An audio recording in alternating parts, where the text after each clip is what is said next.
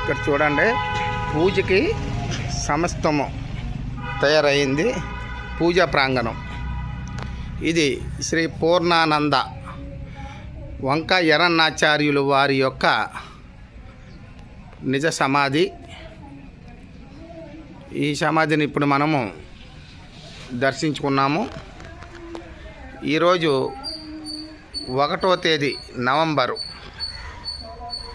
ప్రతి సంవత్సరము కూడా ఈ నవంబర్లో నాయనగారి వార్షికారాధన జరుగుతూ ఉంటుంది.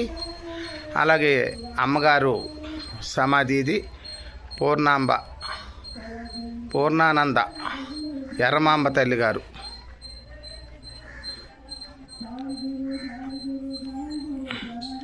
అలాగే ఈ పూజా ప్రాంగణం అండి. ఇదంతా కూడా సమాధుల దగ్గర చాలా చక్కగా నిర్మాణం చేశారు. ఈ ఆశ్రమం పూర్ణబోధాచార్య మోస పోతియార్యుల వారి యొక్క శిష్యులు అచలానంద జోలింగ శ్రీహరాచార్యుల వారి శిష్య కళారత్నమైనటువంటి శ్రీ పూర్ణానంద వంక ఎర్రన షోడశ విలక్షణ పంచదశి స్వాముల వారి యొక్క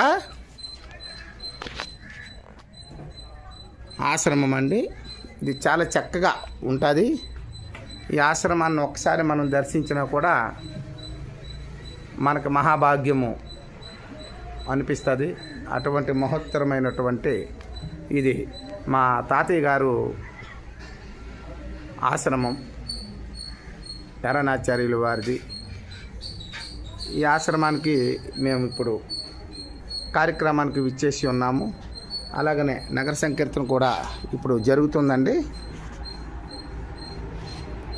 తదుపరి జెండావిష్కరణ తర్వాత ఇక్కడ గురు పూజ మహోత్సవ కార్యక్రమం జరుగుతుంది.